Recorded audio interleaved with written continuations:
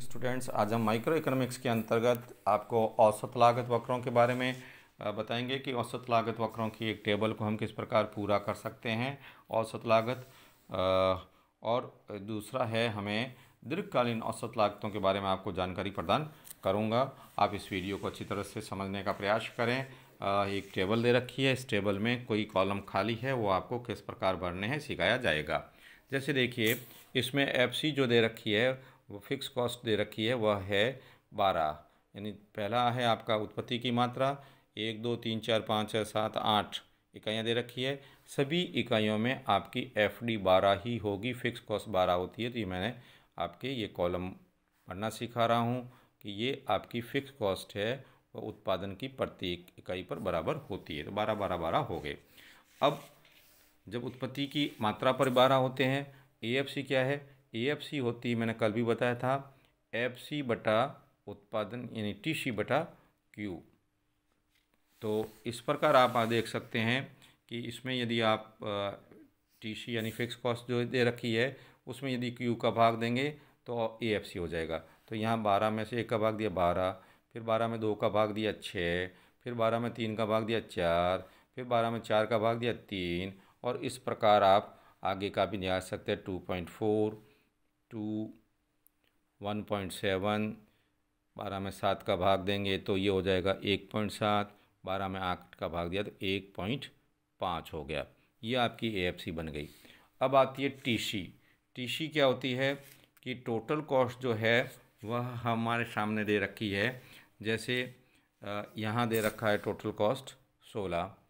अब total cost में आप नेक्स्ट जो है वो इस प्रकार से ज्ञात कर सकते हैं। जैसे एवीसी है आपकी 20, एवीसी 20 है, और एएफसी है 6, तो 20 और 6 यही हो गए आपके। एसी हो गए 26, और एसी को यदि आप इसे भाग देंगे किससे? एसी जो है वो आपकी हो गई टीसी, ये हो जाएगी आपके 16, फिर 16, फिर 16.8, और फिर उसके बाद में 17.6 दे रखा है, फिर 25, उसके बाद में 40.8, फिर 71.4, फिर 126.4। अब आपको ये ध्यान देना है कि जो हमारी एसी जो है, एसी के अंतर्गत हम जैसे एसी जो आपकी निकलती है वह है एवीसी और एएफसी का जोड़। तो एएफसी तो 6, 20 हो गया। अब यहाँ पर हम इसमें 16 में यदि इकाई का भाग दे देते हैं तो ये यहाँ पर 16 आ जाएगा एसी।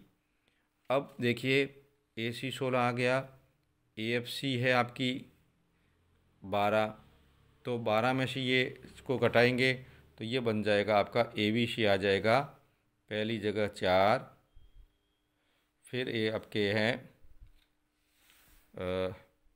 सॉरी ये था 2, 2.4 नहीं 2 है, तो 2 में 2 ये, और इधर हो गया आपका एसी जो है 16, फिर आपका है 8, 26 नहीं आएंगे विद्यार्थियों, आप एक बार फिर से देखें, ये 8 आएगा। 8 कैसे आया? 2 तो यहाँ से लिया और 6 इससे लिया। तो चूँकि एसी बराबर होता, जो एसी है ये आपका एएफसी और एवीसी का योग है। अब एएफसी तो 6, एवीसी 2, तो ये कितने हो गए? 8।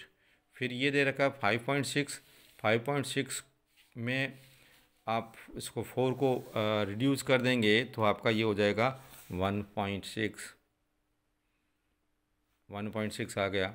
अब आपको यहाँ एसी निकालनी है, तो ये एसी कैसे निकलेगी कि टीसी को यदि हम गुणा कर लेंगे, ये 5.6 है, फिर आपका आ जाएगा 4.4, 4.4, देन आपका 5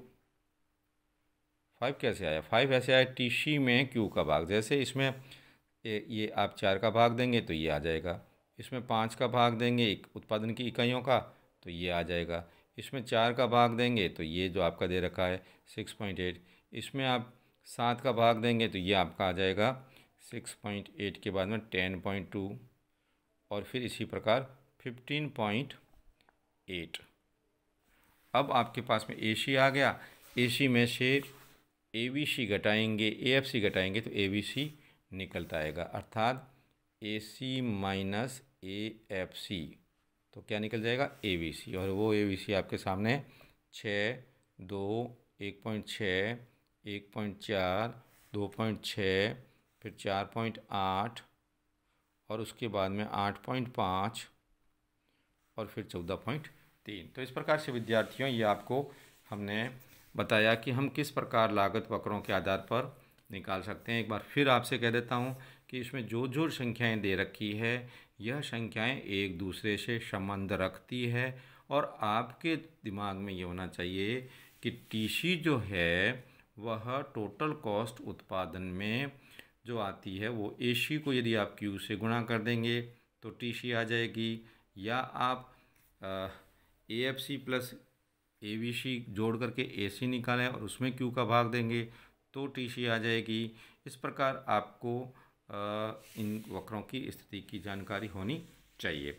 अब यदि इसी टेबल से यदि हम वक्र खींचते हैं तो हमारा दीर्घकालीन औसत लागत वक्र बन जाएगा। जो विद्यार्थियों मैं आपको समझाना चाहता हूं कि ये आप देखिए इस डायग्राम में यदि हम इस टेबल से डायग्राम बनाते हैं तो ये डायग्राम बनेगा। इस डायग्राम के अंतर्गत आपको बताया गया है कि दीर्घकाल में उत्पादन के सभी साधन परिवर्तनशील होते हैं और जैसा कि बता रखा है कि प्लांट का जो आकार होता है वह दीर्घकाल में छोटा, बड़ा, मध्यम कोई भी आकार हम दे सकते हैं। और फिर हम यह प्रयास होता है दीर्घकाल के अंतर्गत प्रत्येक फर्म का कि वह इस प्रकार से उत्पादन करे कि कम से कम लागत पर यानी न्यूनतम कॉस्ट पर उसका मैक्सिमम प्रोडक्शन हो सके।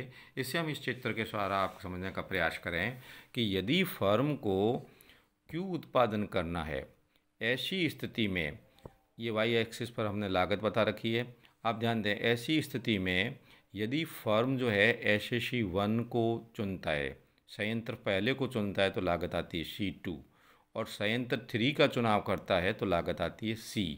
तो आप देखिए C लागत अधिक है C2 से, तो वह OQ उत्पादन करने के लिए C2 लागत को चूज करेगा। इसका मतलब ये हुआ कि संयंत्र पहले का चुनाव करेगा, SSC फर्स्ट का चुनाव करके वह कम लागत पर उत्पादन करने की कोशिश करेगा।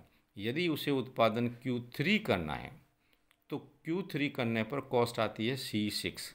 अब इसके लिए आप देखिए चाहे SSC फर्स्ट को चुने चाहे SSC 2 को चुने, सभी पर यह बराबर लागत को दर्शाता है ये संयंत्र। अतः ऐसी स्थिति में उस पर कोई फर्क नहीं पड़ता है कि किस संयंत्र का चुनाव करे।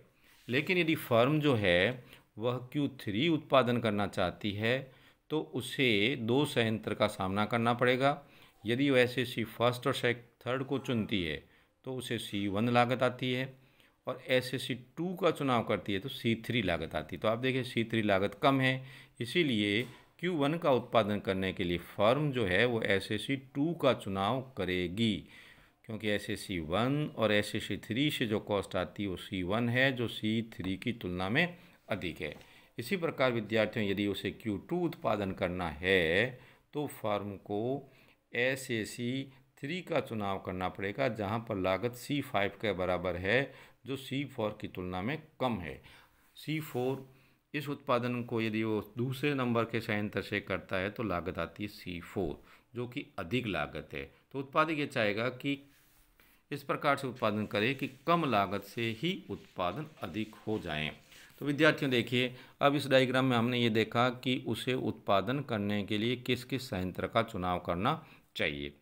अब इसके बाद में आप देखिए कि जब इन वक्रों की स्थिति को देखते हैं तो जो वक्र डॉट डॉट वाले हैं ये सारे तीनों अल्पकालीन औसत लागत वक्र है। इसमें हम गहरी शाई वाले हिस्से को यदि मिला दिया जाए, डॉट डॉट वाले हिस्से को छोड़ दिया जाए तो एक छबड़ी की आकृति की जो कॉस्ट फंक्शन होगा वो होगा हमारा लॉन्ग रन एवरेज कॉस्ट। और लॉन्ग रन एवरेज कॉस्ट जो है वह शॉर्ट रन एवरेज कॉस्ट का योग होता है। इस प्रकार विद्यार्थियों, यदि हम इन डॉट डॉट वाली लाइनों को छोड़कर गहरे वाले क्षेत्र को जोड़ देते हैं तो ये दीर्घकाल में प्राप्त होने वाली लागत वक्रों की स्थिति होगी और वह एक बड़ी छबड़ी के आकार की स्थिति के रूप में होगी। आज विद्यार्थियों इतना ही। आगे के वीडियो में हम औसत लागत वक्र दीर्घकाल में किस प्रकार कार्य करते हैं और अधिक समझाने का प्रयास करेंगे। Thank you.